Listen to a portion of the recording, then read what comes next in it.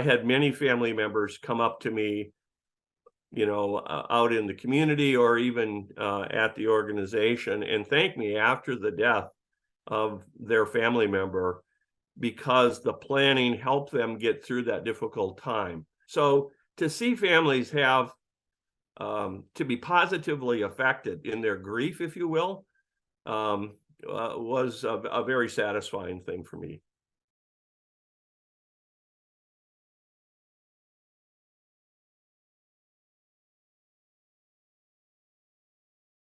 I was the leader and originator of the Respecting Choices program in the La Crosse, Wisconsin region, starting back in about 1989. This was a comprehensive program. It was community-wide, and it really relied on embedding advanced care planning into the systems and processes of healthcare at all levels and in all types of institutions.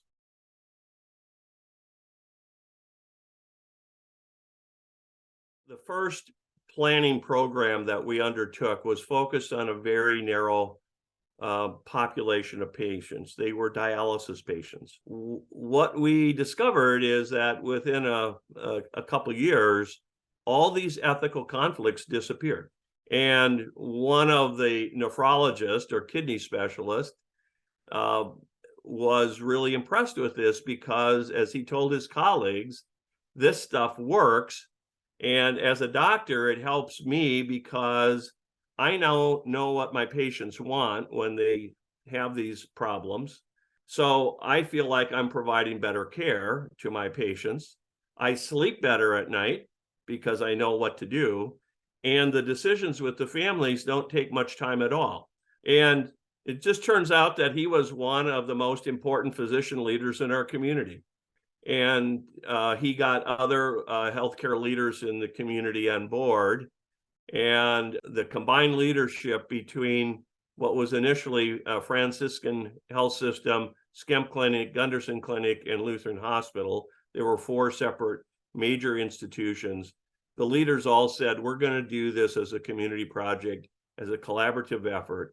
And a committee was set up that I chaired to lead that effort, which also meant that we brought in all the long-term care facilities, the assisted living facilities, the hospice programs, as well as the religious communities, the lawyers, anyone who would join our team, we welcome them as part of this community effort. After about 5 years, we did our first population measurement. So we looked at every adult who was a La Crosse County resident and who died over an 11-month period. And what we found is over 95% of every adult who died had a written advance directive. What's important about that is they not only had an advance directive, they had the directive that was created and promoted by our project. So we know that in some way they were touched or influenced by our community program. And when we looked at their preferences and we looked at the care they received, there was almost 100% congruent. So again, that's an association, I understand, but there was a consistency between what patients said they wanted and what they actually got. Our doctors started to put pressure on each other, basically, because they felt more comfortable. They got accustomed to having plans. And when someone didn't follow through, didn't follow up, didn't kind of get with the program, doctors were calling each other on the carpet and saying, you got to do this because you're putting me in a bad position of making decisions when I don't know what the patient really wants. And that's important. So we really changed the whole culture of healthcare.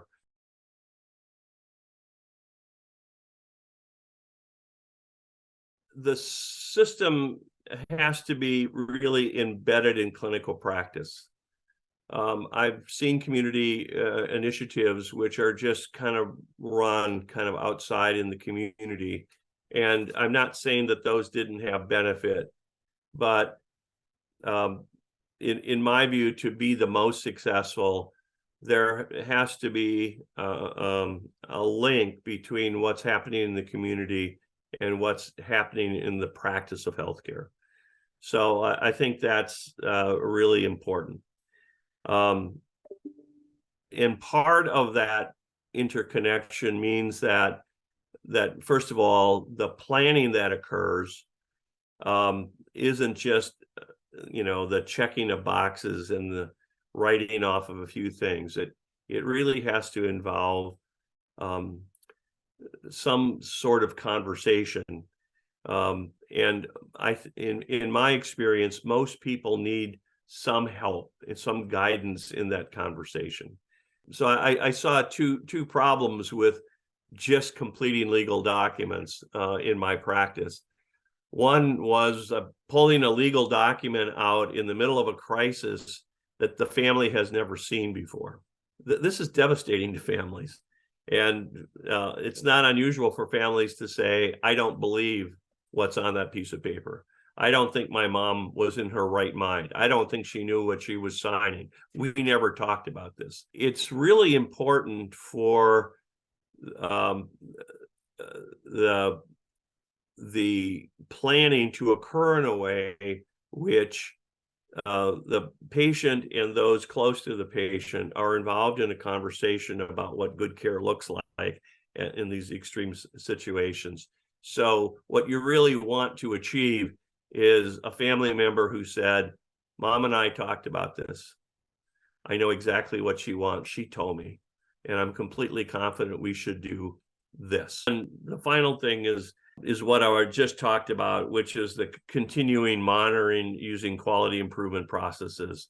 And monitoring processes too, because systems change, cultures change, and so programs often need to be updated and adjusted as things change over time.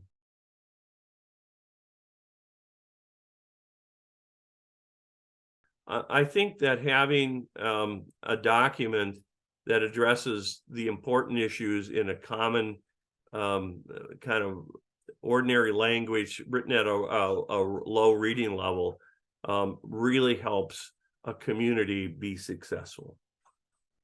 And then a process of making sure that these documents are reliably put in the medical record, and then transfers with the patient as they move is a second thing.